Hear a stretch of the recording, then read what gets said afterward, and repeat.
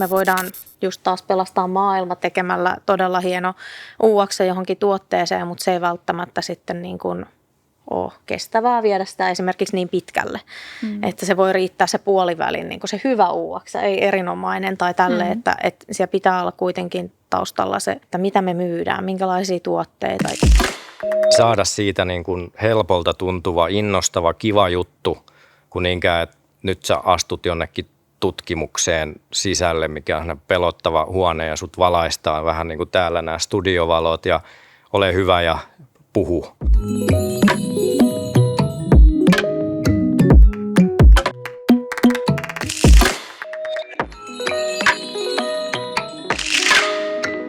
No niin, hei, tervetuloa tänne uuden Taiste-podcastin pariin. Meillä on täällä studiossa tänään varsin kiinnostava joukko designin ammattilaisia ja tänään tosiaan keskustellaan siitä, että miten käyttäjätutkimuksen pitäisi olla ihan osa kaikkea digitaalista tuotekehitystä. Ennen kuin mennään varsinaisesti tähän teemaan, niin pidetäänkö pieni esittelykierros tähän alkuun? Sä voit Niina vaikka aloittaa sieltä. Joo, mä oon Flinkin Niina, oon töissä Valmetilla automaatiolla ja vedän meillä automaatioplatformissa käyttäjäkokemuksen kehitystä ja vastaan myös meillä design-systeemin kehittämisestä ja design-palveluita on kehittänyt. Mä oon Kaislan Ville, Taisteen yksi perustajista, eli reilu 15 vuotta nyt yrittäjyyttä tässä Taisteella takanapäin ja toivottavasti myös edessäpäin suunnittelujohtajana ja vastaan niin kuin meillä suunnittelutiimin operaatioista sikäli, että vähän koitan katsoa yltä, että minkälaisia suunnittelijoita meillä on ja millaisia tarpeita meidän asiakkailla on designin suhteen ja koitan näitä sovitella yhteen. Mutta on lisäksi myös projektiduunissa niin kuin sikäli mukana, että ihan asiakkuuksissa, ihan siellä ylätasolla, mutta ihan niin kuin kädet savessakin, niin ihan toteuttamassa niitä suunnitelmia sitten asiakkaiden tarpeisiin. Mä oon tosiaan Maarit Kotiranta ja mä oon täällä Taisteella lead designerina ja käyttäjätutkimus on palvelumuotoilijalle niin ihan sellainen perusarkinen osa sitä design-prosessia ja olen tehnyt paljon käyttäjätutkimusta menneisyydessä ja se on mulle ehkä vähän myös sellainen niin kuin työn intohimo. Mitä te ajattelette ylipäätään käyttäjätutkimuksesta ja miksi se on tärkeää ja miten erilaisissa yrityksissä, niin miten sitä kannattaisi perustella yrityksen sisällä, että meidän pitäisi tehdä sitä ehkä vähän enemmän ja ottaa sitä mukaan siihen tekemiseen? Mun mielestä se pitäisi saada aika arkiseksi asiaksi ja jollain tapaa, niin kuin, että sitä ei edes mietittäisi jonain erillisenä operaationa, että se kulkee vähän niin kuin siellä mukana, että mä aina itse ajattelen tämmöisen kuvitteellisen neuvottelupöydän, missä on niin kuin tekijöitä ja on niin kuin vaikka tuotemanagereita tai koodareita tai suunnittelijoita, niin ikään kuin se käyttäjätutkimus, eli asiakkaan vähän niin kuin ääni on yhtenä siellä niin kuin jokaisessa niin kuin neuvottelutilanteessa mukana, että se osattaisiin niin kuin huomioida. Ja sitten kun sitä tarpeeksi harjoitellaan, niin jollain tapaa siitä alkaa muodostua ehkä semmoinen aika luontainen osa ihan jokapäiväisiä toimintoja, että kaikki osaa ottaa se vähän niin kuin huomioon. Toki sitä on hyvä tehdä ammattilaiset, mutta mitä enemmän se on vähän niin kuin soljuu siellä mukana, niin sitä parempi. Joo, ja mä oon ihan samaa mieltä, että varsinkin isossa firmassa niin UX-tiimi ei voi niin kuin ratkaista kaikkia ongelmia, että mitä mä välillä noissa luennoillakin sanon, että no se käyttäjäkokemus, käyttäjän tarpeet kuuluu kaikille, eli olit missä tahansa roolissa, niin jollain tavalla ehkä sun työhön se käyttäjä liittyy ja se pitäisi olla niin kuin mukana siinä arkitekemisessä.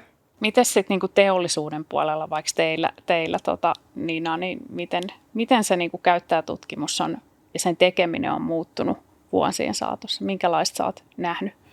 No siis meillä hyvä asia ehkä se, että Valmet on niin kuin sieltä 70-luvulta asti tehnyt tavallaan tietyllä lailla sitä käyttäjätutkimusta. Tietysti ne termit on ollut aikoinaan ehkä erilaisia, ergonomiatutkimusta tämän tyyppistä ja valvomosuunnittelua ja sen kehittämistä. Mutta ehkä mikä nyt on niin kuin viimeisen 10 vuoden aikana huomannut, että se on tosiaan ihan osa normaalia tuotekehityksen arkea.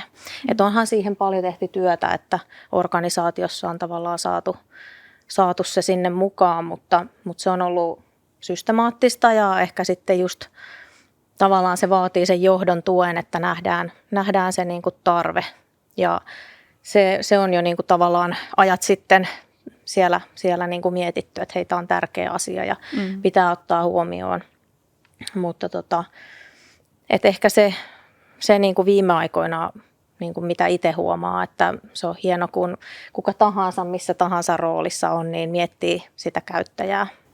Että ainakin tuotekehityksen puolella ollaan päästy aika hyvälle tasolle. Mitäs sitten, jos ajatellaan sellaista, että missä kohtaa vaikka nyt jotain tiettyä design-projektia, niin kannattaa sitä käyttäjätutkimusta ottaa mukaan, niin mitä ajatuksia tämä teissä herättää ammattilaisina? No hyvähän se olisi ikään kuin jo jotain hanketta aloittaessa, niin kuin, että olisi jo ennakkotietoa käyttäjistä, että kenelle me ollaan vaikka suunnittelemassa palveluita. Että totta kai oma vastaus on, että ennen joku mitään aloitetaan. Miksi tietysti, se on sun mielestä tärkeää? No, ehkä niin kuin, vaikka suunnittelijana itsekin on vähän tämmöinen, niin kuin, että pyrkii niin kuin miettimään omaa työtä vähän sen asiakkaan silmin tai hypätä juurikin sen asiakkaan niin kuin saappaisiin, mutta kun sen on huomannut tässä vuosien varrella, että se on lähes mahdotonta ilman, että sä niin kuin tiedustelet tai pääset sukeltamaan heidän niin kuin ajatusten niin kuin sisään, niin siinä nyt lienee yksi aika painava syy, että mä en vaan mitenkään pysty kuvittelemaan heidän arkeaan niin kuin omista näkökulmistani, että mä ehkä pystyn jonkun listan pohjalta vaikka, joka mulle koostetaan, niin kehittämään jonkinnäköistä käyttökokemusta ja siitä varmaan tulisi ihan järkevä, mutta ymmärtämättä jotenkin niitä yllättävän pieniä nyansseja siellä työntekijän vaikka arjessa, niin onhan se ihan erilainen sit loppujen lopuksi se kokemus, kun me päästään vaikka yhdessä miettimään, että millainen tämä palvelu nyt voisi olla. Kyllä. Niin ja me voidaan ehkä kuvitella suunnittelijoina tavallaan erilaisia asioita sinne ongelmiksi, että tämmöisiä meidän pitää nyt ratkaista, mutta sitten kun me mennään oikeasti asiakkaalle ja istutaan sen käyttäjän kanssa, niin me oikeasti huomataan, että mitkä ne ongelmat on. Ja siellä voi olla semmoisia yksinkertaisia juttuja, mitä me ei olla se ajateltu, että näissä on nyt jotain vikaa tai nämä pitäisi niinku suunnitella tavallaan se työ myös eri lailla siihen. Että. Jep, kyllä. Ja monet työprosessit on jo sellaisia, että ne voi olla niin monimutkaisia, että on hirveän vaikea. Itse, jos ei tee sitä työtä, niin on tosi vaikea ymmärtää jotain monimutkaisia prosessikulkuja tai työnkulkuja. Ja senkin takia niin kuin pitää pystyä osallistamaan niitä loppukäyttäjiä. Joo, ja käyttäjä on aina oman työnsä asiantuntija ja kyllä. Me ei voida, me ei tehdä sitä työtä. Aivan. Niin kyllä se täytyy käydä tutkimassa ja katsomassa, että mitä asioita meidän pitää ratkaista sinne ja myös ehkä ne prioriteetit siihen kehitykseen. Että nyt kun sä kehität jotain tuotetta, niin siinähän voi olla todella laaja kokonaisuus, mutta nyt kun pitää priorisoida esimerkiksi, että no mitä vuoden päästä, mitä 2 vuoden päästä, niin sen käyttäjätutkimuksen kautta voi saada sitä listaa, että nämä on nyt ne kriittisimmät asiat, mitkä meidän pitää vaikka korjata.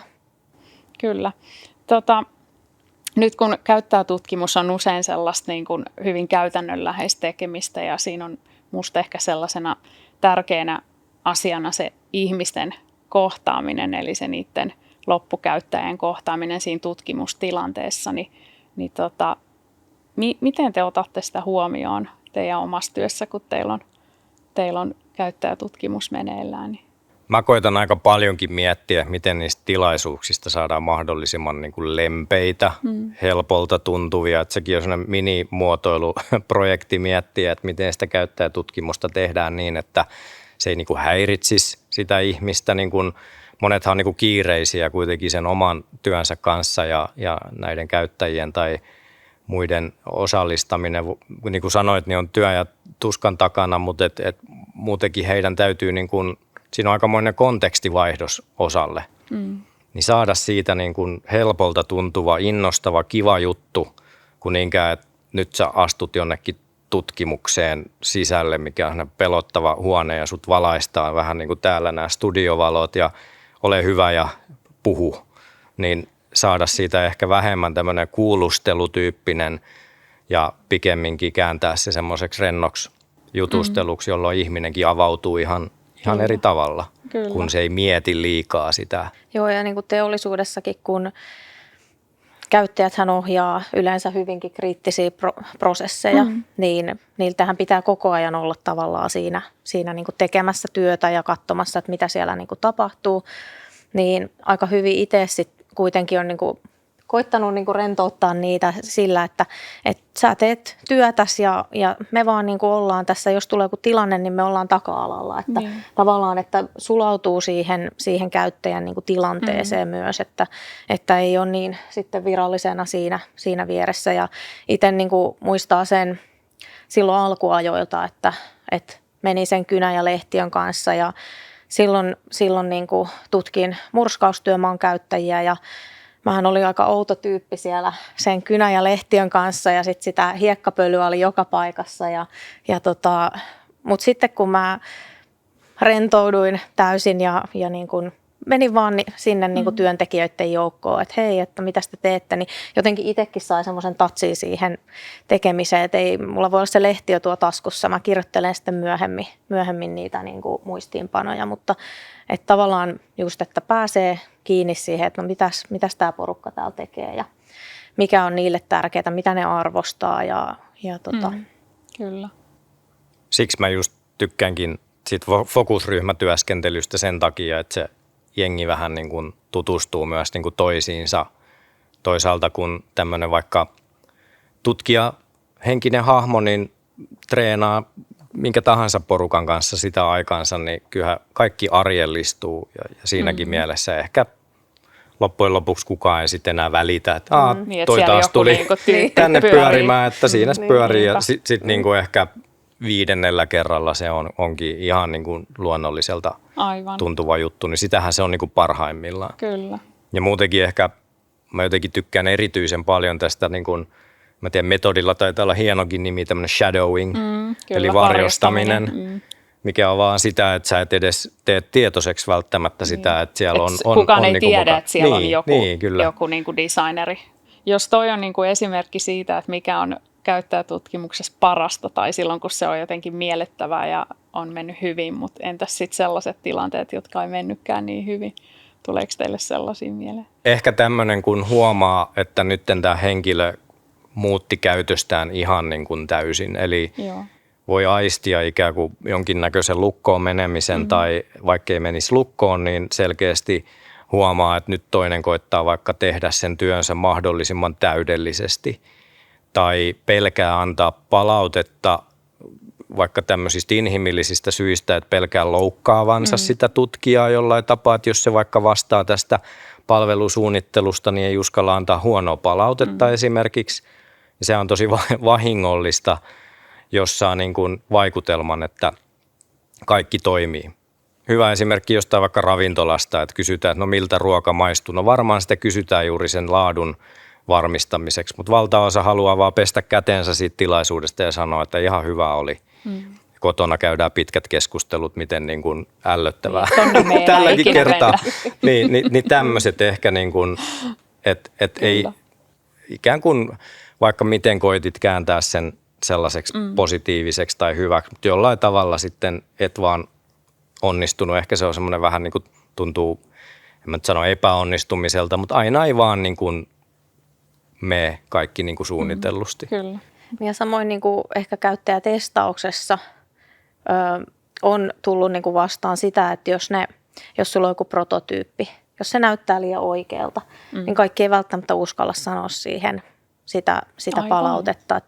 Että yrittää aina silleen, että jos on liian hienon näköinen se, niin sitten, että tätä ei ole koodattu, sä voit sanoa ihan mitä sä haluat. Tai sitten ihan semmoisella rautalankatyyppisellä lähestymisellä. Tai jopa jollain paperiprotolla. Paperiprotolla, just näin, että saa vähän semmoista, niin kuin, että hei nyt mä uskallan paremmin sanoa tähän teidän tekeleeseen jotain. Että Mutta siinä kyllä jonkun verran joutuu niin kuin tekemään sitä alkupuhetta siinä sille ihmiselle. Että niin, ja rentouttaa sitä tilannetta. Niin, älä pelkää antaa palautetta, että sitä me just halutaan. Että. Kyllä, niinpä. Musta jotenkin hankalimpia tilanteita on ehkä vielä jotenkin sit se, että kun ollaan hirveästi yritetty rekrytä niitä ihmisiä ja sitten ei vaan niinku saada ketään sinne paikalle. Et se on jotenkin sellainen, mikä mua ehkä eniten turhauttaa vielä paljon enemmän kuin se, että ihmiset jollain tavalla jäätyy ja huolestuu siinä ikään kuin tilanteessa, missä pitäisi antaa sitä palautetta. Ja monet voi kokea myös, että he ei ole nyt hyviä testautettavia tai jollain tapaa, että he ei niin kuin ole nyt hyviä tässä työssään muutenkaan tai jollain tapaa, että he ei nyt osaa kertoa ja he on kuitenkin ihan todellisia niitä niin kuin loppukäyttäjiä, joita varten näitä palveluita tehdään, että jokaisen niin kuin ääni on niin kuin tärkeä siellä. Kyllä. Ja sitä on musta tosi tärkeää myös korostaa niissä tilanteissa, että tavallaan, että sä oot täällä just sen takia, että sulla on se osaaminen, sä oot se ihminen, joka käyttää tätä palvelua tai tätä järjestelmää ja me niin kuin ihan aidosti halutaan niin kuin tietää, että miltä tämä tuntuu käyttää. Joo, ja se on ollut niin kuin hieno nähdä tavallaan, että kun sitten pääsee käymään siellä ihan loppukäyttäjän työtä seuraamassa, niin kuinka hyvin ihmiset sitten niin kuin tulee myös siihen mukaan, että antaa palautetta, antaa kehitysehdotuksia ja voi jopa sanoa, että hei, tulkaa uudestaan, että mielellään ollaan mukana niin se on aina niin kuin sit palkitsevaa, että tästä on jäänyt niin kuin hyvä fiilis tästä koko hommasta. Että. No minkälaisia esimerkkejä teillä olisi niin kuin käyttäjätutkimuksesta, jotka on joko epäonnistunut tai onnistunut ihan täydellisesti? No kyllä itse voin ainakin tästä ihan omasta projektista tuoda hyvän esimerkin, eli Hesburgerin kanssa tehdään aika intensiivistä yhteistyötä ja meillä on siellä tämmöinen TestLab-konsepti, mikä on juurikin tämmöistä arjen käyttäjätutkimusta jatkuvan tämmöisen ohjelmistokehityksen niin kuin rinnalla, eli säännöllisesti kutsumme tänne ravintolapäälliköitä ja muita niin kuin oman ravintolansa arkea näkeviä ihmisiä tänne ja me esitellään uusia ominaisuuksia, välillä testautetaan tulevia ominaisuuksia ja siinä on niin kuin nähnyt sen, että se jengi niin kuin hitsautuu yhteen. He tulee niin kuin tosi, mun silmin ainakin innokkaasti tänne meidän tiloihin. Me ollaan löydetty siitä niin kuin muitakin hyviä puolia, eli nämä ihmiset myös niin kuin tapaa toisiaan, että he ei välttämättä muuten tapaisi ja ihan niin kuin käytetään tämmöiseen juoruamiseen niin kuin hetki ja juodaan kahvit ja syödään pullaa täällä ja sitten mennään sinne aiheeseen. Ja ainakin mä oon ollut aistivinani, että ihmiset niin kuin tykkää siitä tilaisuudesta ja odottaa aina innolla, mitä uutta meillä on niin kuin esiteltävänä. Ja sitten esitellään ja sitten testautetaan ja keskustellaan, välillä vetäydytään pienryhmiin ja totta kai jalkaudutaan myös niin kuin niihin ravintoloihin. Mutta tämä me ollaan ainakin saatu nyt toimimaan tosi kivasti semmoisena jatkumona, että ihmiset osaa jo niin kuin odottaa sitä ja se on niin kuin mietitty osaksi heidän niin kuin työtään, että tosi kivasti niin kuin menee eteenpäin. Joo, ja mäkin voin ehkä esimerkkinä sanoa, että meillähän tuossa keväällä julkaistiin DNA-automaatiojärjestelmä, joka tietysti on tehty tuotekehityksessä ja meillä oli useampi vuosi sille, että me ei pystytty suoraan esimerkiksi asiakkaalle sanoa, että mihin tämä liittyy. Eli me tehtiin tuotetta, mitä ei ollut vielä julkaistu ja jonkun verran joutunut kierrellen kaarellen tavallaan kaiveleen tietoja ja ei ole pystynyt ehkä näyttämään mitään. Tai sitten jos on näyttänyt käyttäjälle jotain, niin sitten se on ollut jossain eri muodossa tavallaan. Että siinä nyt sitten viime vuonna tehtiin käyttäjätutkimusta vähän siihen liittyen, että onko miten ollaan niin kuin onnistuttu tietyissä niin kuin käyttäjäkokemustavoitteissa ja niin kuin yleisesti oikein niin kuin hyvä palaute. Totta kai paljon, varsinkin kun on tuotekehityksessä, niin näkee vaan kaikki ne, mitä pitää kehittää, mutta kyllä siellä oli hyviä juttuja, mitä niin kuin me oltiin tietoisesti tehty valintoja, mitkä on ehkä eri lailla kuin meidän edellisen generaation järjestelmässä. Niin sitten ne saikin hyvää palautetta, mitä oli joutunut ehkä perustelemaan. Niin sit se oli niin kuin ehkä sitten, että no joo, että ne on tykännyt tästä. Tämä meni ihan nappiin. Kaikki ei mennyt, mutta sitten se on sitä normaalia työtä, että sitten kehitetään. Kyllä, näinpä. Ja tuossa oli musta hauskaa, miten sä sanoit sen, että se ikään kuin, miten te vertasitte sitä niihin tavoitteisiin, eli miten ne tavoitteet täyttyy. Eli se, että käyttäjätutkimusta ei vaan tehdä sen takia, että on niinku kiva kysyä niiltä käyttäjiltä, niin, että menikö, tykkäsittekö, vaan tavallaan vähän niin kuin laajempi kulma siihen, että mitkä on niin kuin meidän liiketoimintatavoitteet ja mitkä on vaikka meidän niin kuin ikään kuin kokemuksen ja sen designin tavoitteet tai driverit. Eli miten me ohjataan sieltä käyttäjätutkimuksesta sitä kehittämistä oikeaan suuntaan, niin on musta niin kuin se tavallaan niin kuin yksi kans niin kuin tärkeä ja kyllä juttu. niin kuin sille tutkimukselle pitää olla aina tarkoitus ja tavoite. Eli kun sä meet designerina kyseleen asioita ja meet haastatteleen, observoimaan, aina pitää olla taustalla se, että mitä mä haen tältä. No sieltä tulee paljon ulkopuolisia asioita, mutta just kirjataan ne ylös, mutta että aina pitää olla joku runko. Että totta kai pitää siinä niin kuin työn ohessa niin kuin soveltaa ja sulla on joku kysymyslista ja sitten sulla tulee puolia et käy, mutta sitten käyt puolet jotain muuta, koska sä eläydyt tavallaan sen tilanteen mukaan. Mutta kyllä sillä aina pitää olla niinku peruste, että mitä me nyt niinku lähdetään. Se myös fokusoi sitä, koska jos sulla on rajatusti aikaa, niin taas sä et voi parantaa maailmaa siinä sessiossa, vaan sulla pitää olla fokus. Pitää joskus myös sitten kääntää, vaikka olisi tosi kiva keskustella jostain aiheesta. Sä tiedät, että ensi vuonna me kehitetään niin silti sun pitää kääntää se just siihen, tavallaan priorisoida, mitä nyt normaalistikin työssä tehdään. Että. Kyllä. Tuosta tulee mieleen vähän ehkä sellainen negatiivisempi kokemus, missä niin kuin asiakas juurikin oli aika tarkkaan asettanut sen tavoitteen sille tutkimukselle ja me saatiin tehtäväksi vähän niin kuin toteuttaa tämä tutkimus. Sisälsi ihan niin kuin tämmöisiä haastatteluja siinä sitten mutta se oli niin tavoitteellinen se tutkimus, että ikään kuin vaikka me saimme ihan toisenlaisen niin kuin tuloksen sieltä, niin silti he teki sitten, niin kuin he olivat jo alun perin niin kuin päättäneet, että he toivoivat, että se meidän tutkimus validoi ikään kuin sen heidän hypoteesin, mutta se oli päinvastainen, ei nyt ihan suoriltaan, ei niin mustavalkoisesti voi ajatella, mutta et vahvasti antoi indikaatiota siitä, että ei kannattaisi tehdä näin, mutta he silti tekivät sitten. Sitten mä mietin vaan siinä, että no ainakin nyt tutkittiin siinäkin ja näin, mutta oli vähän niin kuin liiankin vahvasti ehkä asetettu just se tavoite, mikä sieltä pitäisi löytyä. Mutta niinhän se on, kun mä tuossa aiemminkin totesin, että jos asiakas- tai käyttäjätutkimus on ikään kuin yksi kuvitteellinen hahmo tässä neuvottelupöydän ympärillä, niin on paljon varmasti niin kuin yrityksiä ja organisaatioita, jotka niin kuin silti tekee jonkinlaisen toisen niin kuin päätöksen. Ja eikä se ole välttämättä aina niin kuin huono, että jos visioidaan jotain täysin uutta, vaikka tuotetta, millä ei ole vielä niin kuin vaikka käyttöä tai käyttäjiä. Että tämä klassinen esimerkki, kun on aikoinaan kysytty just niin kuin hevosaikaan, että millaisen kulkupelin ihmiset haluaisivat, niin nopeamman hevosen ja kukaan ei osaa kuvitella autoa vaikka, koska ei niin kuin ulotu se ajattelu ehkä niiden ihmisten työn äärelle, jotka jo miettii näitä, tai on se teknologia vaikka käytettävissä, niin sama juttu, että jotkut organisaatiot voi vähän niin kuin todeta, että nyt ei niin kuin kuunnellakaan tätä, tehdään silti näin, ja en sano, että se on hyvä tai huono, mutta kyllä, näinkin mutta varmasti silloin se on käy. ainakin tietoinen päätös Juuri niin. Ja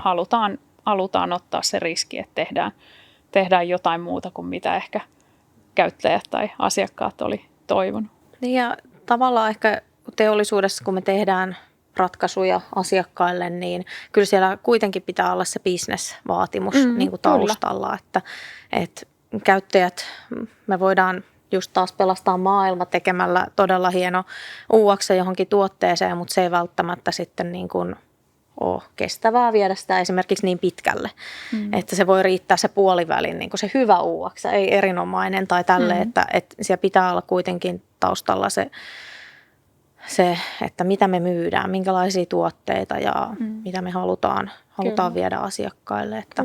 Ja miten me päästään niihin liiketoiminnan tavoitteisiin samalla, kun me toivotaan, että me päästään niihin ikään kuin käytettävyyden ja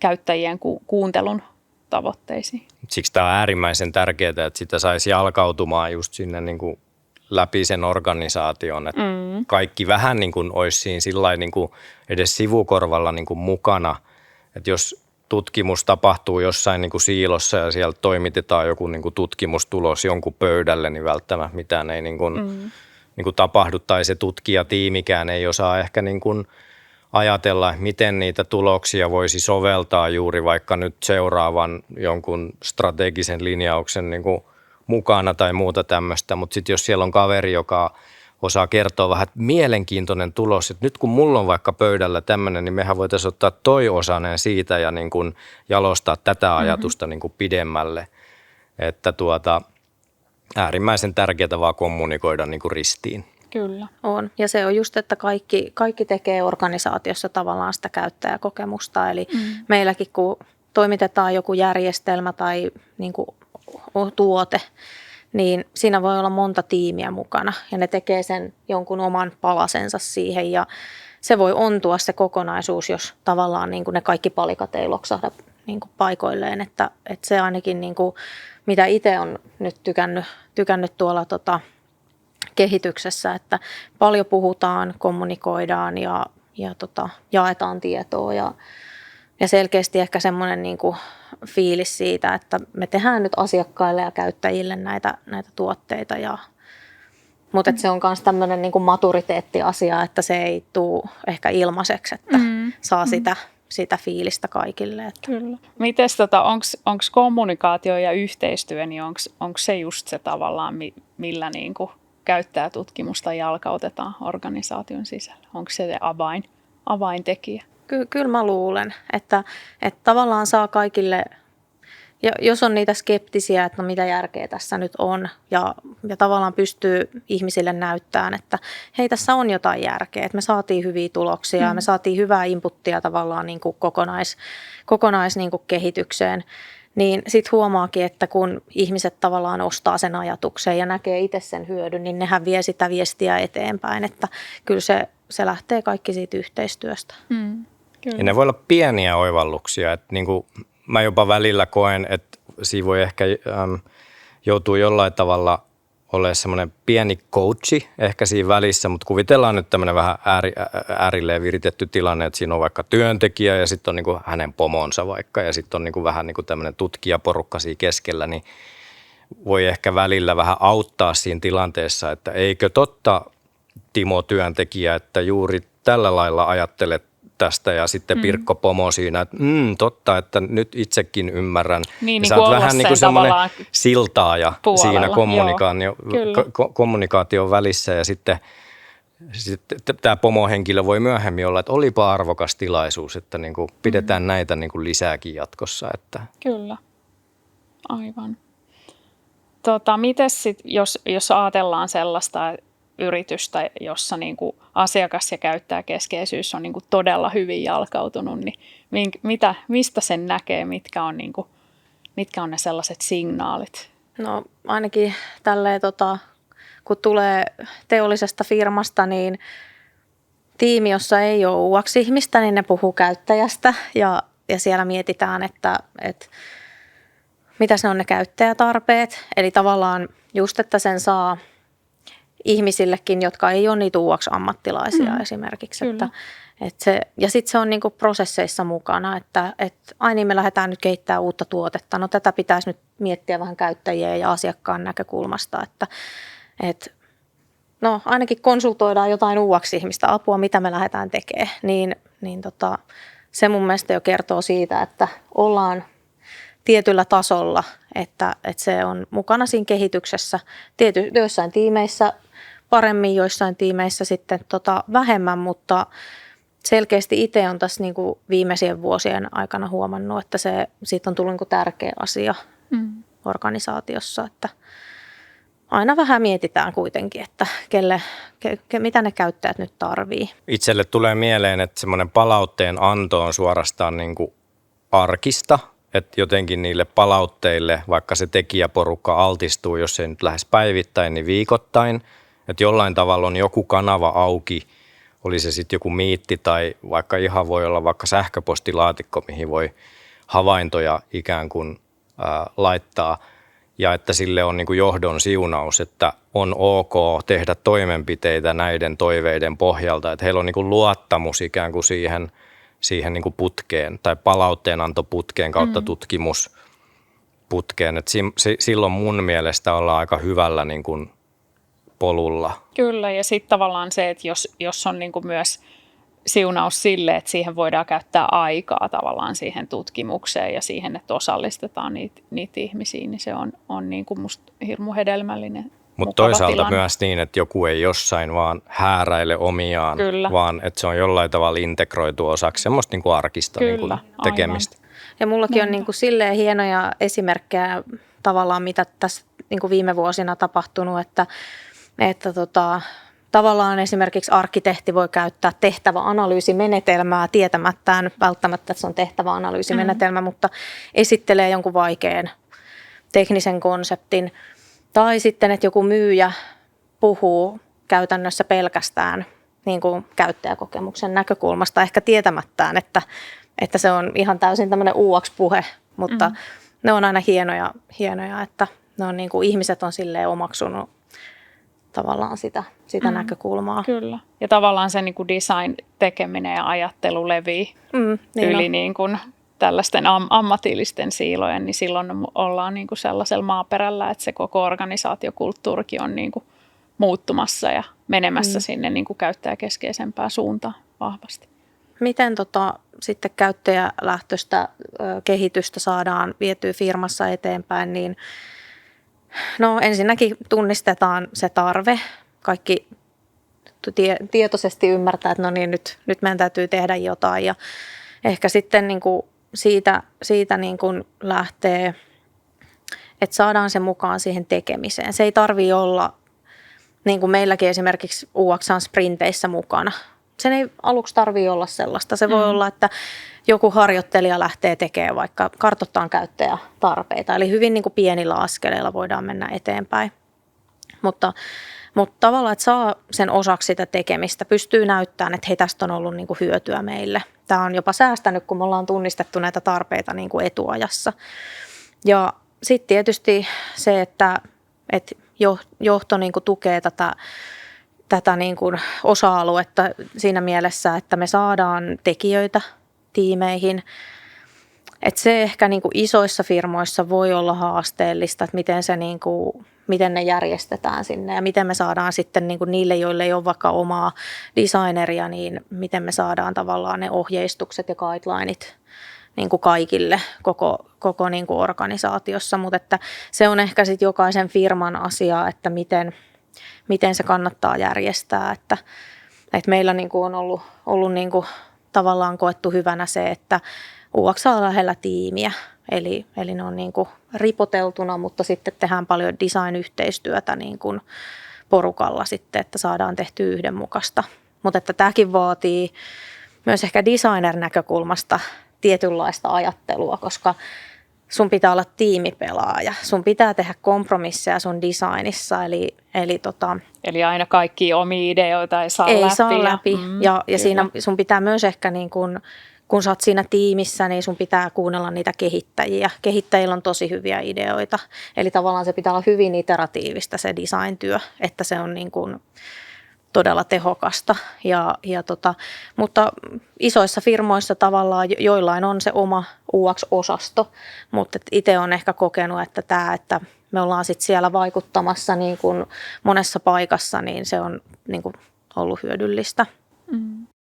Ja ehkä sitten niin kuin tavallaan, että ensin saa sitä jonkunlaista tekemistä sinne, sitten ehkä saa niin kuin yrityksen prosesseihin mukaan niin kuin tämän UX-työn, muotoilutyön ja sitten se semmoinen niin kuin yhteinen visio, että mitä me halutaan, että mitä me halutaan niin kuin, tavallaan, että myös se yhteistyö markkinoinnin kanssa, että mitä meidän brändi on ja miten muotoilu, design niin kuin liittyy siihen ja että tavallaan on semmoiset niin kuin tavoitteet, mitä sitten se porukka tai yksi ihminen niin kuin vie eteenpäin. Näinpä. Että se riippuu ihan yrityksestä, että minkälainen se rakenne on, mikä niin kuin toimii parhaiten. Ja siinäkin pitää olla ehkä lupa erehtyä, voidaan muuttaa tiimirakenteita ja tälle, että jos ei se niin kuin toimi.